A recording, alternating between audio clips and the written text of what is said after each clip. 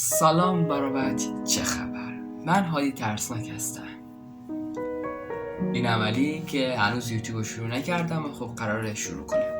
امروز درباره یه بحثی قراره صحبت کنیم درباره نیما تکیدو که یه ایونت برگزار کرد و داخل این ایونت حداقل 5000 بلیت رزرو کرد با هزینه خودش و ایونت اونها رو رایگان کرده بود و میتونم بگم که واقعا من خودم نمیدونستم که ایونت قرار برگزار بشه. بعدش این ایونت نیما تکیدو 5000 بلیت خودش گرفت، داخل 5 دقیقه 5000 نفر تکمیل شد. 3 دقیقه رکورد زدن. بله. و بعد از خودشون میدونستن که قرار جمعیت بیشتر از اینا بیاد، پس تا حد 12000 نفر 15000 نفر بله تدارکات دیدن. اما چیزی که پشمریزونه اینجاست که بیش از 50 تا 40000 نفر جمعیت فقط اومد. یعنی حتی فیلماش هم هست که در ادامه بهتون نشون میدین دوستان. بعد یه سوال دیگه هست که چنل نیما تکیدو به دست قضایی بسته شد نیما به دلیل اینکه اشخاصی اومده بودن که یعنی بی‌حجاب بودن به قول خودشون اگه همین بود. بعد ویدیو دوستش ویدیو ساخت، نمیدونم گفت به خاطری که نمیدونم روسیه نداشت، به خاطر اینه که افراد مثلا میان مثلا تجاوز یه چیزی، نه تجاوز کردن، نه مثلا یعنی تو این همه گیراویری این همه فیلم مثلا طرف میاد انگولش میکنه، حالا مثلا این به خاطر این کارا میان مثلا گوشی طرفو میدوزن شکایت میکنن دیگه مجبور میمونم.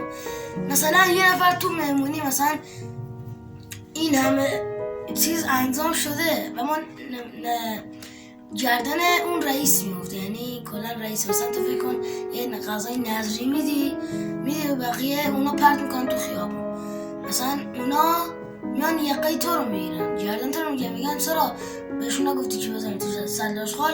برای همینم نیما شایعاتی شده بودی که دستگیر شده. بعد یه ویدیو هست که میگفتن گوشه نیما و کیف پول نیما دزدیده شد، اما نیما خودش 23 ساعت پیش که داخل چنل نیما هست میتونید ببینید میگه گوشیم و کیف پولم سالم موند. گوشیم بر زمین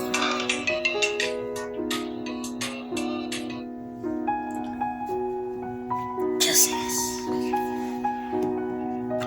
ببخشید دوستان گوشی قطع شد.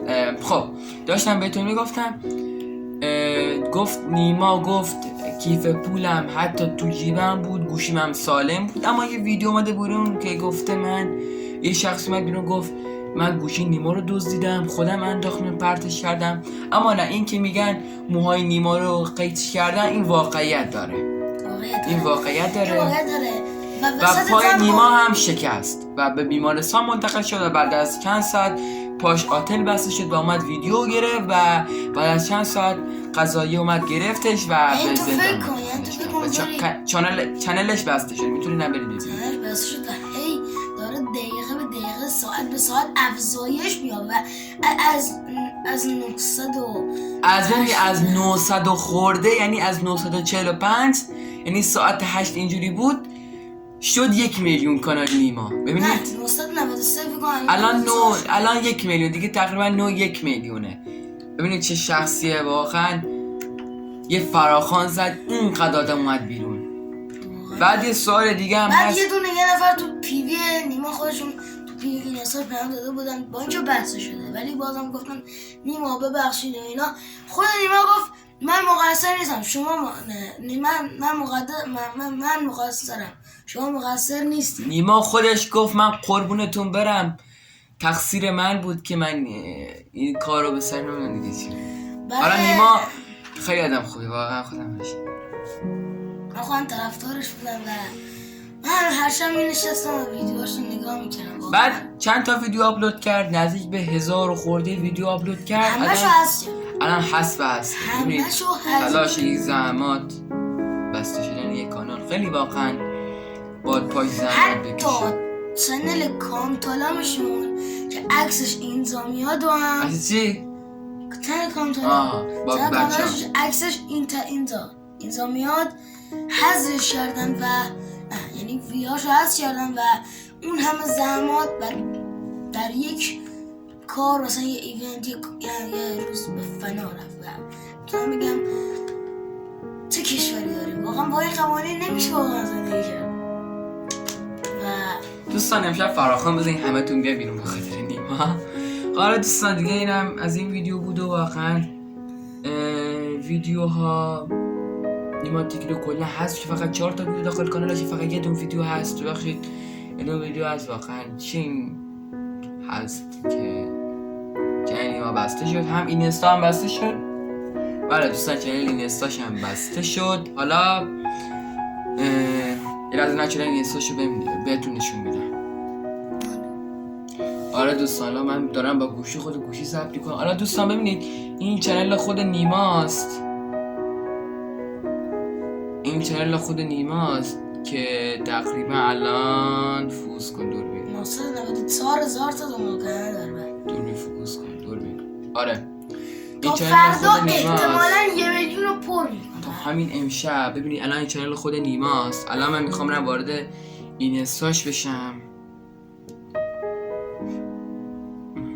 نیما بله اینه دوستان. الان واقعا نتا دیسیز ریدن، نتا واقعا نتا ریدن و الان داره باز میشه وایس دیگه. اما خب واقعا کانالشو کلا بستن. چه اوضاعی ببینید الان ببینید کانالشو ببینید کلا بستن. حالا این هنوز آرمه هست. نه اینه 1,500,000 فالوور داشته باشی و الان یه پست 2.5 میلیون فقط توی اینستا داشته و واقعا داره میره بالا کلا. نگاه الان میگه این تصویر کنید، میگه به دلیل آیسا نگاه میگه با توجه به انتشارات محتوای مجرمانه این صفحه